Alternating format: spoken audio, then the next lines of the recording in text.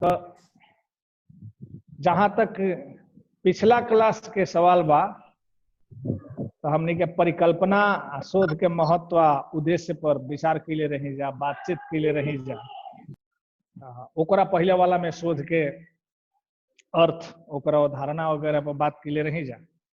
सब तो बात होता, लेकिन इस शोध होला कैसे, माने अंतिम परिधि तक जाए खातिर कौन कौन पड़ाव के तय करे के पड़ेला, कई डेग में नापे के पड़ेला ये लक्ष्य के। बामन भगवान 3 डेग में न जाई या कि अधिक डेग पड़ी का हुई। तो जौन शोध के तरह तरह के चरण होला, डेग होला, जौना के कि सीढ़ी सोपान कुछो नाम दे सकतानी, अंग्रेजी में स्टेप कह सकतानी, कुछो कह सकतानी।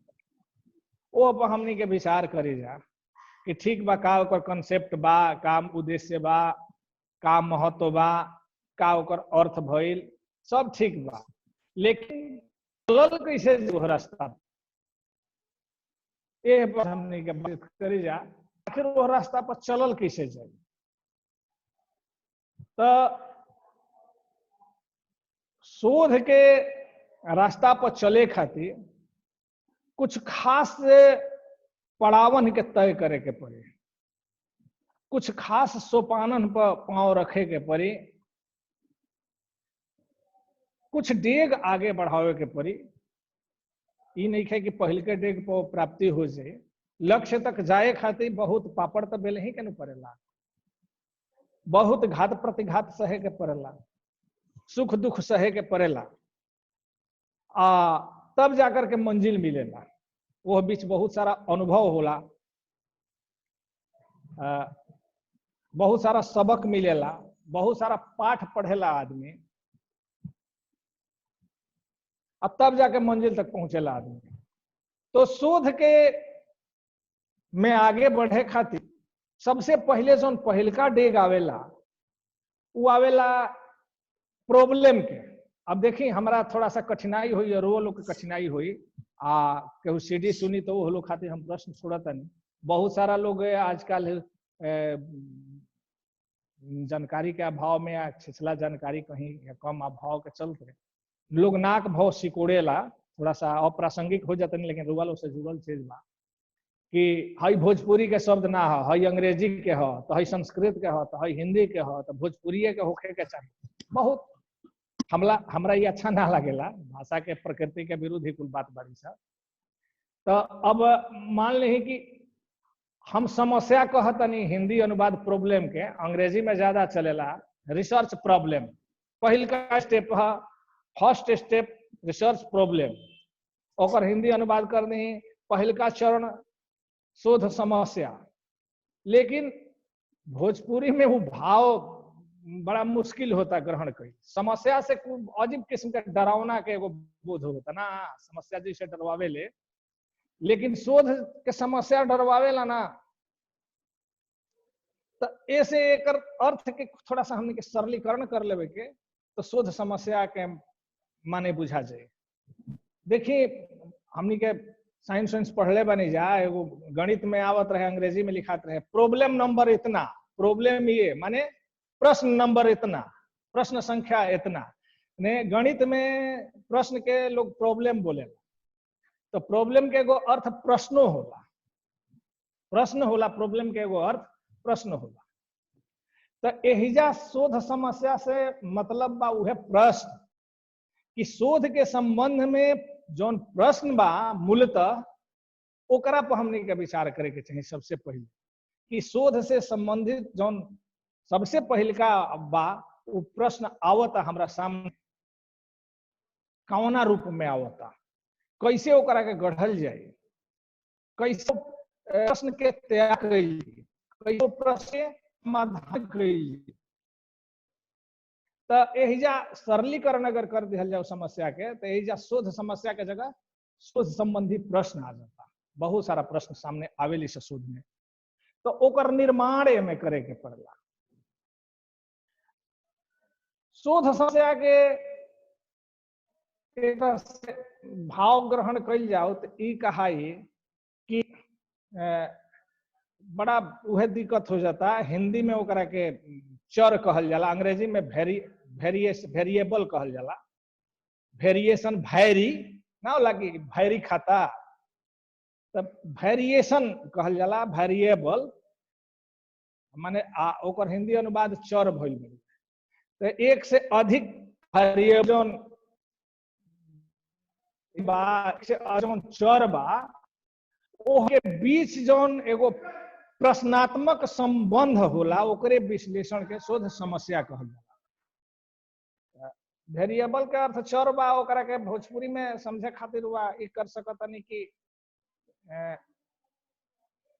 चर माने होला ओकर कोषगत अर्थ होला कि जहां अंतर खात होखे, विचरण ना होला, विचरण विचलन, तो जहां अंतर खात होखे, कभी कुछ कभी कुछ, कभी आगे कभी पीछे, कभी उत्तर कभी दक्षिण, कभी ऊपर कभी नीचे, इस तरह जौन जौन वैरी करेला ओकरे के वेरिएबल कहल जाला, ओकरे के चरण कहल जाला, चरणशील चर चरण ना चर कहल जाला। ऐसने जब समस्या आवेली स जौन की सोचत खा आपस में भरी करी स, तो ओकरा बीच जौन प्रश्न उठेला वही प्रश्न के अध्ययन, ओकर समाधान ओकरे के सामने ले आइल, एकरे के शोध समस्या कहल जाला। जैसे मान लीजिए कि कोनो शोध करे के बा,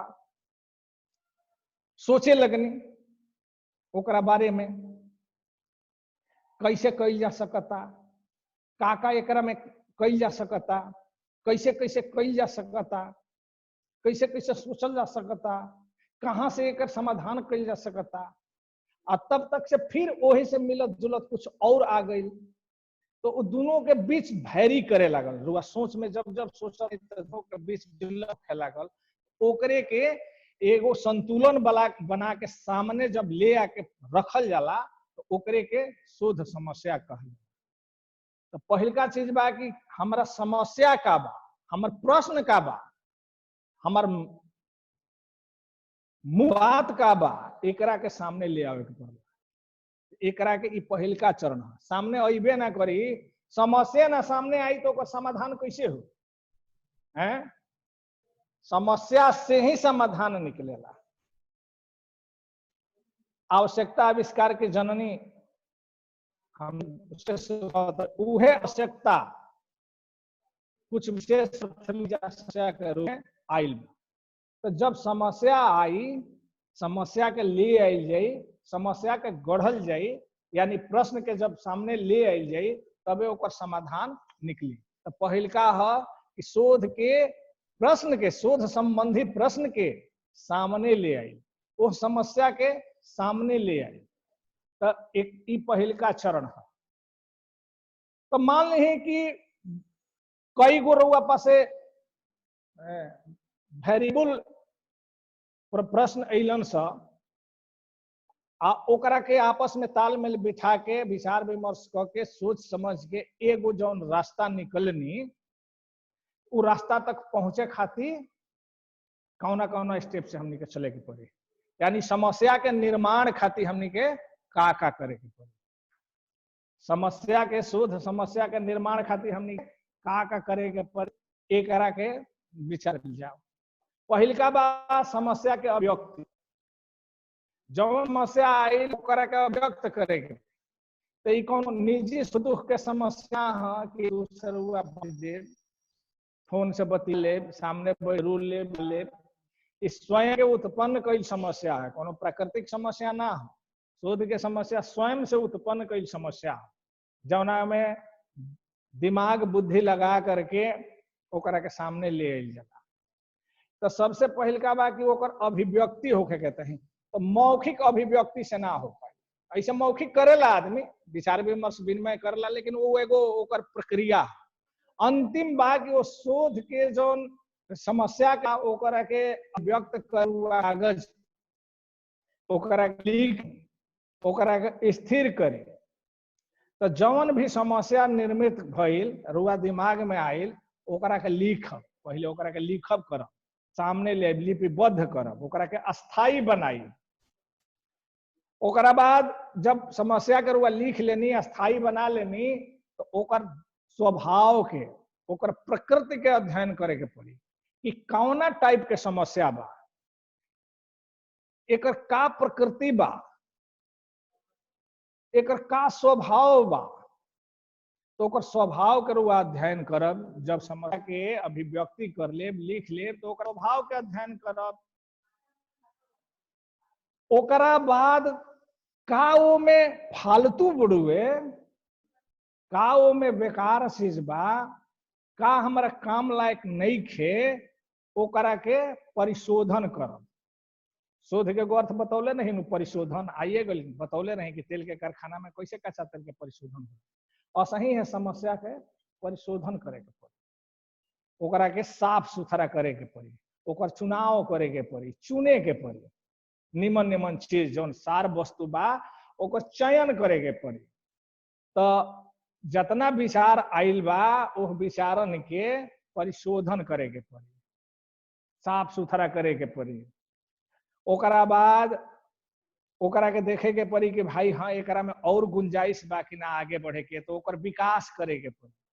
अनंत बढ़ुए ओकर स्थिति समझे के पड़ी। कई गो ओकर कदम बा, लेकिन मूल कदम यह बा कि समस्या के सामने ले आई, ओकरा पर विचार करी, ओकर परिशोधन करी, आ एगो साफ सुथरा स्थिर रूप सामने ले आई। समझनी? तो ई समस्या निर्माण के ये पहल का चरण भइल, यही से समस्या के निर्माण होला। अब हमनी के सोचे के बा कि इस समस्या के परिशोधन खातिर, इस समस्या के निर्माण खातिर हमनी के कहाँ कहाँ जाए के पड़ी। समस्या शोध समस्या के सामने ले खातिर बाजार जाए पड़ी, खरीदे के पड़ी, उधार लेवे के पड़ी, लूट के ले आवे के पड़ी कि चुरावे के पड़ी, का करे के पड़ी, कहाँ से आई, ए पर विचार करी जाए। कहाँ से आई? जेकरा पासे चिंतन शक्ति ना रही, जेकरा पासे अध्ययन शक्ति ना रही, ओकरा पासे समस्या ना आई। खा पी के जे घर में सूत रही, ओकरा पासे जीवन में कोनो समस्या ना आई, कोनो समस्या ना आई। एके समस्या रही, खाए वाला, पेट भरे वाला। तो ऐसे समस्या के निर्माण ना हो। समस्या के निर्माण खातिर कहाँ जाए के पड़ी? फील्ड में जाए के पड़ी, लाइब्रेरी में जाए के पड़ी, किताबों के पास जाए के पड़ी, विद्वानन के पास जाए के पड़ी, शोधार्थियन के पास जाए के पड़ी, शोधन के पास जाए के पड़ी, पत्र पत्रिका के पास जाए के पड़ी, कई जगह जाए के पड़ी। तो एक क्षेत्र बहुत व्यापक बा। एकरा के कहल जाला सर्वेक्षण। सर्वेक्षण से समस्या के निर्माण हुई। सर्वेक्षण समझता नहीं है? सर्वेक्षण ना नहीं क्या बुझा, और सीधे अंग्रेजी का अर्थ रुआ लो ले लेते हो। देखिए, इक्षण कहल जाला देखे देखला के, इच्छा दृष्टि के कहल जाला। आ इक्षण बनल बा ओकरे से, माने एगो दृष्टि है। देखल कहा, देखल से ही जाना हो, कोनो चीज ऐसे देख लेनी तो ना हो, एगो दृष्टि, एगो सामने विचार आवे के चाहे, एगो दृष्टि आई, यानी विशेष गहराई से देखला, गहराई से जो चीज देखल जा ओकरे के इक्षण कहल जाला। एगो रुआ लो देखत हो, खब लागत है कि रुआ लो के मन निखे लागत हो, तनी मनी ले के परी जगह पर। एगो रुआ लो देखत हो, खब देखल एगो शब्द कहाला हैं ना, नहीं देख लेनी, एगो लगे निहरला हा, निहार लेनी, निरेखल निहारल हैं। मुहवा तोर निरेखू रे दुल्हा पनऊ न रे, एगो बा ना गीत कोनो सिनेमा में, अखिया तोर निहारू रे दुल्हा कजरो न रे बानू ओजा काहे नहीं गीतकार लिखत कि देखनी अखिया तोर देखनी रे काहे कहता निहरनी। मीराबाई कब से खाड़ी पंथ निहारू जीवन मूल जड़ी आलिरी मेरे नयनन बान पड़ी। कब से खड़ा होके पंथ निहारत है, निहारे में वह विशेष दृष्टि के जरूरत बा। निहारला में होला विशेष प्रकार के देखल, सूक्ष्मता से देखल, गहराई में उतर के देखल, ओकरा के निहारल कहल जाला, निरीखल कहल जाला। तो इक्षण के मान ही हो गई जौन की विशेष रूप से देखल जाओ, गहराई से देखल जाओ। तो सर्व इक्षण माने सब कुछ जौन बा ओकरा के पूरा ठीक से देखल जाओ, गहराई से देखल जाओ, निहारल जाओ, ओकरे के का कहल जाई सर्वेक्षण। तो समस्या के निर्माण खातिर, समस्या के परिशोधन खातिर, समस्या पर विचार खातिर, समस्या के सामने ले आवे खातिर कौन सी के जरूरत पड़ी? सर्वेक्षण के जरूरत पड़ी, निहारे के जरूरत पड़ी, ठीक से देखे के जरूरत पड़ी, समझे के पड़ी। तो इस सर्वेक्षण दू तरह से होला। एगो होला सामान्य सर्वेक्षण आ एगो होला विशेष सर्वेक्षण। सामान्य सर्वेक्षण में विहंगम दृष्टि रहेला, समस्या के सिंहावलोकन कहल जाला। विहंगम दृष्टि समझत नहीं, जैसे चिड़ई आकाश में उड़त जले या दोनों ओर ताकत चल जले, ओकरा में गहराई ना रहे, सामान्य ढंग से कुछ जौन लौकल अगल बगल ओकरा के देखत चल गई, ओकरो से कुछ मिलेला, बहुत कुछ ना मिले लेकिन कुछ मिलेला। सिंह का करेला, चलेला तो तनी हेनहू ताक लेला, तनी हेनहू ताक लेला, तब सोच चलेला, फिर हेने ताकली, फिर हेने ताकली तो चल। बैलगाड़ीवान का करेला, मोहरा बैठ जाई, जाता तनी दहिने ताक लेनी, तनी बाएं ताक लेनी, तनी सामने ताक लेनी, तनी पीछहू ताक लेनी। तो ओकरा के सामान्य सर्वेक्षण कहल जाला। तो शोध के समस्या के निर्माण खातिर पहले सामान्य सर्वेक्षण की ओर जाइल जाई, सामान्य ढंग से बात के समझल जाई, सामान्य ढंग से बात के देखल जाई। तो उ होला का सामान्य सर्वेक्षण। सामान्य सर्वेक्षण से प्राथमिक जौन थी समस्या उ सामने आला, प्राथमिक समस्या सामने आ जाला। जो दूसरका बोर्ड सर्वेक्षण जौना के गहराई में जाए के पड़ेला, ओकरा से बहुत सारा तथ्यात्मक चीज मिलेला। व्यापक सर्वेक्षण ओकरा के कहल जाला, विस्तार जौना में रहेला, गहराई रहेला, जौना के विशेष हम कहनी हा। ओकरा खातिर का करे के पड़ी? ओकरा खातिर हम पहले ही बोल देले बनी के का करे के पड़ी। ओकरा खातिर हुआ किताब पढ़े के पड़ी, ओकरा खातिर हुआ शोध पत्र थीसिस पढ़े के पड़ी, ओकरा खातिर हुआ पत्रिका पढ़े के पड़ी, ओकरा खातिर विद्वानन संगत के पड़ी, ओकरा खातिर विद्वानन साक्षात्कार लेवे के पड़ी, ओकरा खातिर आपस में का डिस्कशन करे के पड़ी, ग्रुप डिस्कशन जैसे होला, ओ विचार विनिमय करे के पड़ी, सेमिनार में जाए के पड़ी, बहुत सारा ही ऑडियो विजुअल आजकल चलल बा, ई सब देखे के पड़ी। आजकल और ओकर बदल गई बा अर्थ, कुछ नेट उठ पर बहुत कुछ सामग्री कुछ मिलत तारी सब, ओ कुल के देखे के पड़ी। इस सब कुछ कइला के बाद एगो व्यापक दृष्टि निर्मित हुई। जब व्यापक दृष्टि निर्मित हुई व्यापक सर्वेक्षण से, तब करके एगो समस्या के, सही समस्या के निर्माण हुई। तो पहलका चरण हमनी के समझ गए नहीं जाके, पहलका चरण बा कि शोध समस्या के सामने ले। शोध समस्या का है तो कई गो विचारन के बीच एगो सामंजस्य बिठा के आ निकालल विचार है, एगो सर्वमान्य विचार, एगो स्थायी विचार निकालल है। उ कैसे आवेला? उ कैसे आवेला? तो ओकरा खातिर अध्ययन मनन चिंतन के पड़ला, अध्ययन चिंतन करे के पड़ला, किताब पढ़े के पड़, पुस्तकालय पढ़ला, करे के पड़ला, बाल लोग के संगत करे के पड़ला, वो लोग साक्षात्कार लेवे के पड़ला, वो लोग से प्रश्न पूछे के पड़ला, ऑडियो विजुअल देखे के पड़ला, शोध पत्रन के देखे के पड़ला, शोध पत्रिका के देखे के पड़ला, सेमिनार सिम्पोजियम में जाए के पड़ेला, वर्कशॉप करे के पड़ला, बहुत सारा चीज करे के पड़ला। तो एगो व्यापक दृष्टि मिलेला। आ तब जाकर के एगो सही शोध समस्या के निर्माण होला। समझ में आ गई बात नु? बात समझ में आ गई? शोध समस्या का हा, ओकर निर्माण कैसे होला।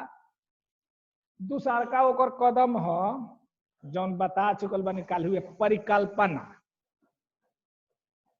परिकल्पना, समस्या तो सामने आ गई, ठीक बा, प्रश्न तो सामने आ गई, ठीक बा, लेकिन ओकर स्वरूप का हुई,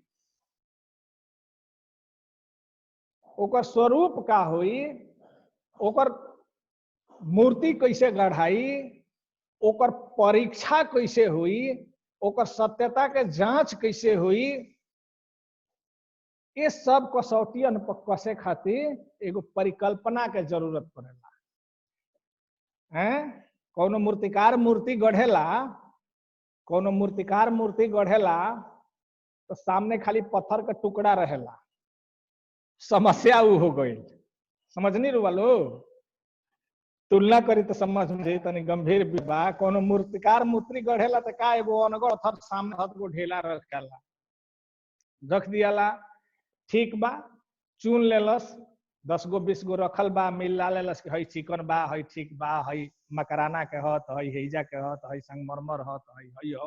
अब चुन लेलस कि कमना पर सही मूर्ति बैठी, एगो चुन लेलस, वो समस्या हो गई। लेकिन वो पत्थर में से मूर्ति निकली कैसे? तो सही बा, समस्या तो रुआ कर लेनी, लेकिन समस्या सामने आ गई, लेकिन परिकल्पना से ओकरा के रूप कैसे दिया? तो वो मूर्तिकार परिकल्पना करेला, गढ़ ली, ऐसन बाह रखब, ऐसन कपार रखब, ऐसन नाक रखब, हई रखब, ओकरा बाद का करी? हथौड़ी उठाई, कहीं बड़ा चोट दी, कहीं छोटा चोट दी, कहीं धीरे धीरे चोट दी, हैं? कहीं तिरछा मारी, कहीं सीधा मारी। तो एह तरह मार मार करके का करी? एगो में से गढ़न निकाली, ओकर परखी, जांची, पत्थर कतना रंबा, कतना कबा, कतरा पोट दी, कागरी, ये सब ओकर परखी, एक कसौटी पर। कहीं छोटा हथौड़ी से मारी, कहीं बड़ा हथौड़ी से मारी, कहीं छोटा छे नहीं, बड़ा छे नहीं।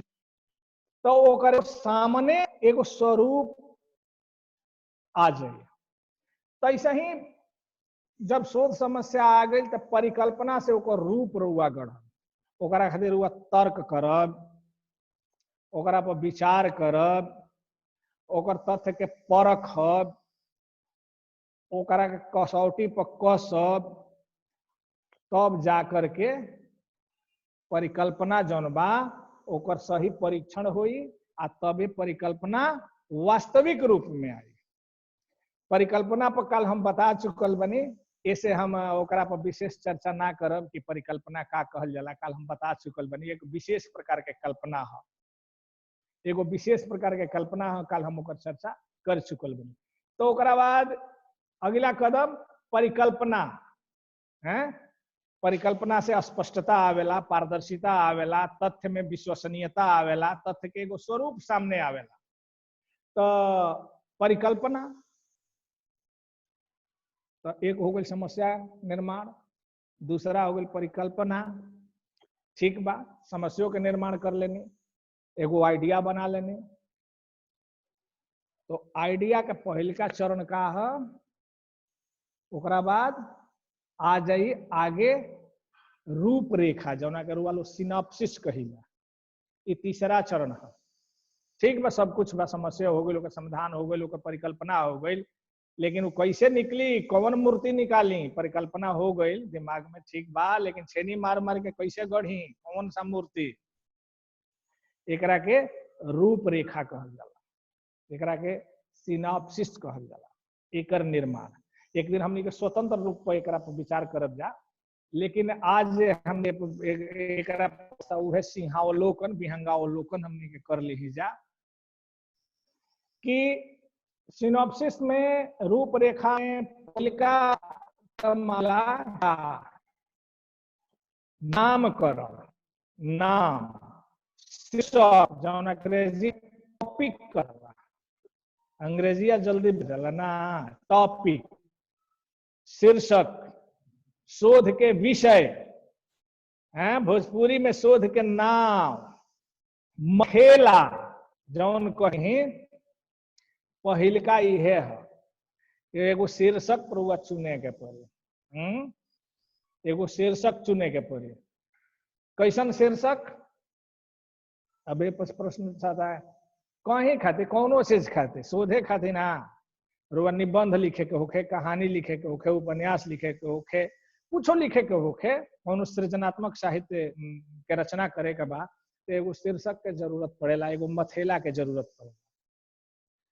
तो मथेला कैसन होखे के चाहिए कौनो खातिर, उहे नियम शोधो में लागे। देखिए शीर्षक मोटा मोटी दो तरह के होला। एगो हमनी के जैन कॉलेज में रहनी बहुत विद्वान अंग्रेजी विभाग में आचार्य जगदीश पांडे वालों नाम सुन ले, जे पांडे, वहां शीर्षक और विचार कहले कि शीर्ष दो तरह के होला। शीर्षक दो तरह के होला, एगो घूंघट शीर्षक आ एगो मुकुट शीर्षक। एगो घूंघट शीर्षक आ एगो मुकुट शीर्षक। घूंघट शीर्षक का है? जैसे घर में कन्या लो आवेला लजालू तो का घूंघट निकलले रहेला, घूंघट। तो घूंघट में का होला? चेहरा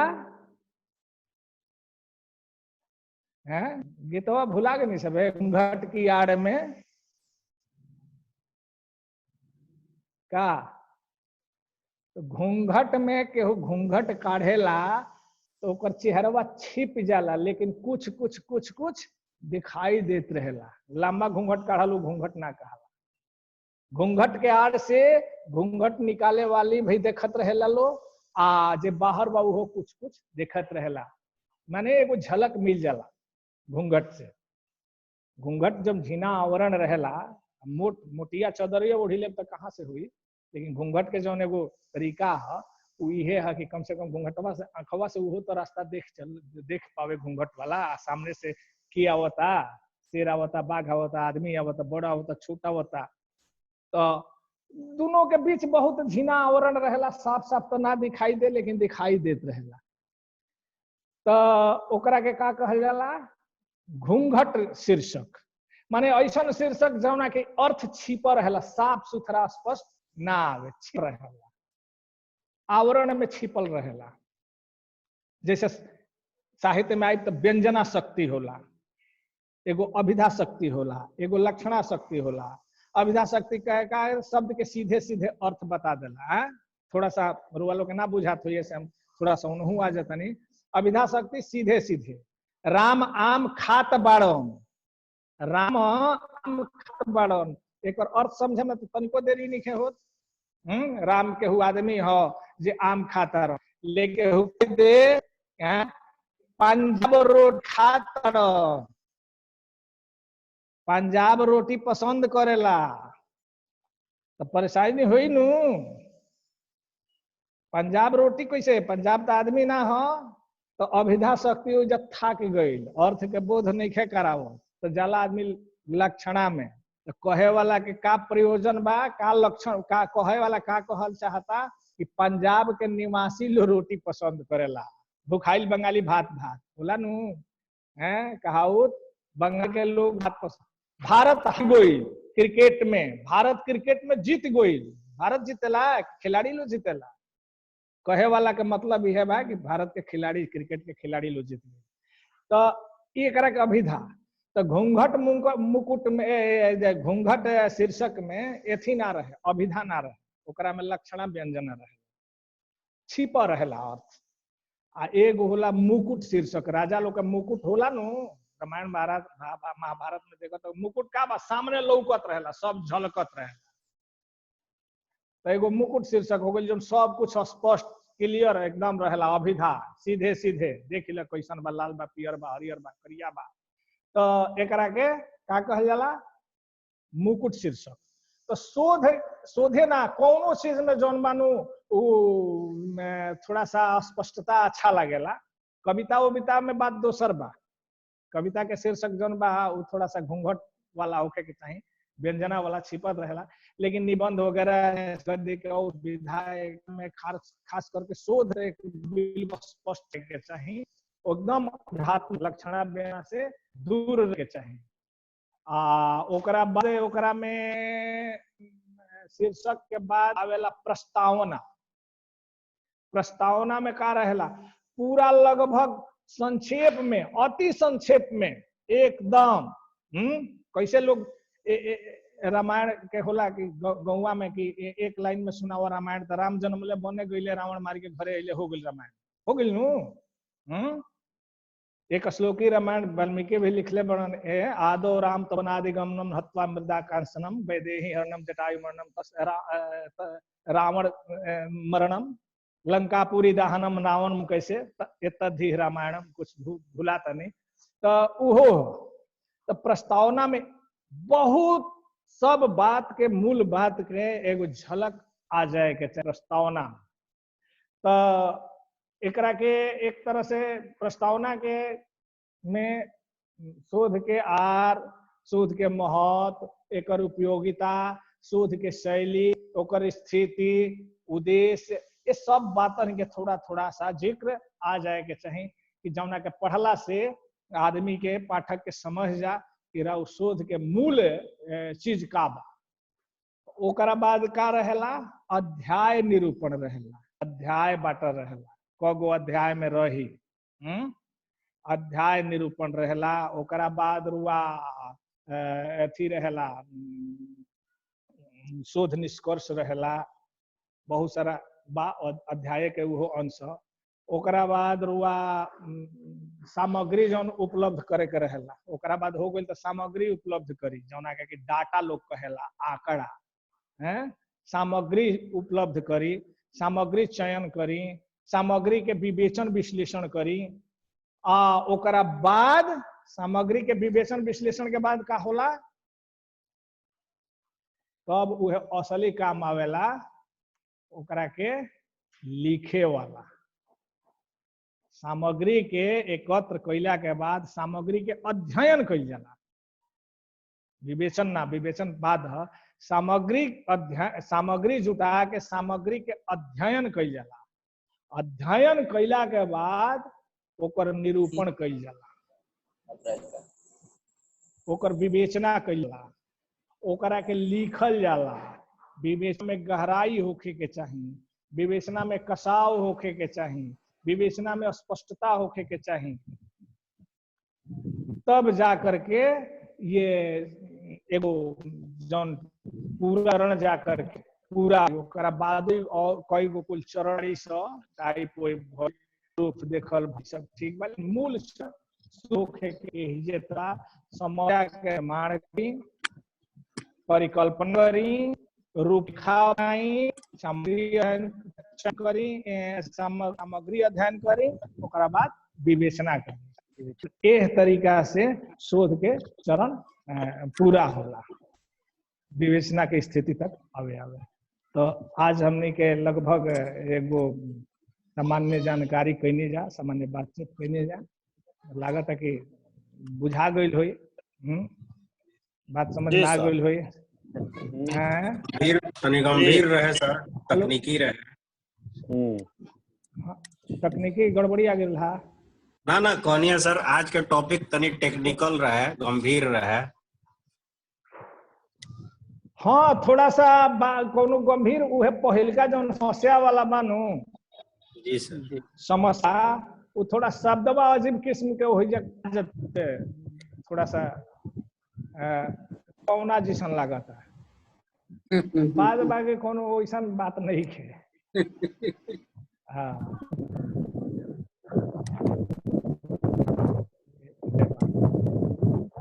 ठीक, आज समाप्त करे जा। प्रणाम सर। आगे आगे लगा था कि कुछ दूसर का पेपर शुरू कर दीजिए। ठीक ठीक संगे वो होत रहे। ठीक बात सर। एकाध अध्याय ओकरो के बस ठीक, नहीं तो एकाध अध्याय और में चला के ओकरा बाद ओकरा ठीक ठीक सर। प्रणाम सर। ठीक, प्रणाम। नहीं सर।